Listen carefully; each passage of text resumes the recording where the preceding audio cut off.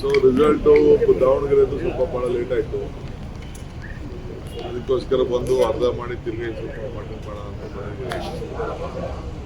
ಏನಾದ್ರು ಈ ಮೀಟಿಂಗ್ ಇಟ್ಕೊಂಡಾಗ ಏನಾದ್ರು ಪತ್ರ ಏನಿದೆ ಕರೆಕ್ಟ್ ಮೀಟಿಂಗ್ ಇಟ್ಕೊಂಡಾಗ ಇರಲಿ ಡ್ಯೂಟಿ ಮಾಡಲಿ. ಜಾಸ್ತಿ SDP ಗೆ ಶಿಫ್ಟ್ ಆಗ್ತಿದ್ದಿಲ್ಲ ಚೆನ್ನಾಗಿದೆ. ಇರಲಿ, ನಾವು ಮುಂದಕ್ಕೆಲ್ಲ ಜಾಗ್ರತೆ ವಹಿಸ್ತೀವಿ, ರಿಪೇರಿ ಮಾಡ್ಕೊಳ್ತೀವಿ. ಸ್ಟೇಟ್ಮೆಂಟು ಈಗ ವೈರಲ್ ಆಗ್ತದೆ.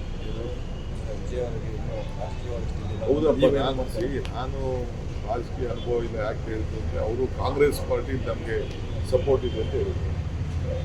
ನಮ್ಮೊಂದು ಒರಿಜಿನಲ್ ಕಾಂಗ್ರೆಸ್ ಸಪೋರ್ಟ್ ಇದೆ ಅಂತ ಹೇಳಿದ್ರು. ನಾವು ಇಲ್ಲಿ ಸಪೋರ್ಟ್ ಮಾಡ್ತೀವಿ.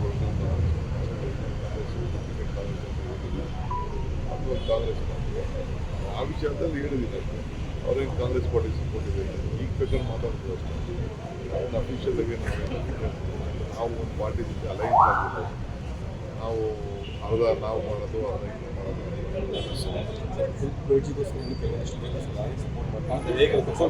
ನಮ್ಮ ಪಾರ್ಟಿ ಏನು ತೀರ್ಮಾನ ಮಾಡ್ತಾರೆ ಹೈಕಮಾಂಡ್ ನಾನು ಬಗ್ಗೆ ಮಾಹಿತಿ ಇಲ್ಲ. ಒಂದು BJPನ ದೂರ ಇಟ್ಟಿದ್ದಾರೆ. BJP ಮತ್ತು ಅಲೈನ್ಸ್ ಪಾರ್ಟಿನ ದೂರ ಇಡೋಂಥದ್ದು ಯಾವುದು ನಮ್ಮ ಪದ್ಧತಿ ಇದೆ. ಅದನ್ನು ಪಾರ್ಟಿಯವ್ರು ಏನು ಮಾಡ್ತಾರೋ ನೋಡಬೇಕಾದ್ರೆ ನಿರೀಕ್ಷೆಗಿಂತ ಚೆನ್ನಾಗಿ ಬಂದಿದೆ. ನಾನು 2/3 ಬರ್ತದೆ ಅಂತ ಹೇಳಿದ್ದೆ, ಕೇಳಲ್ಲ. 2/3 ಮೆಜಾರಿಟಿ ಬಂದಿದೆ.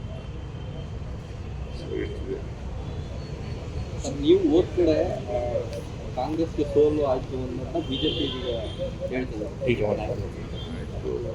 ಆಯ್ತಪ್ಪ, ಈಗ ನಮ್ಮಲ್ಲಿ ಯಾಕೆ ಬಂದಿರಲ್ಲ BJPಯವರೆಲ್ಲ ಯಾಕೆ? ಈಗ BJPಯವರೆಲ್ಲ ಹೋಗಿದ್ದಲ್ಲ ಬಾಗಲಕೋಟೆಗೆ, ದಾವಣಗೆರೆಗೆ.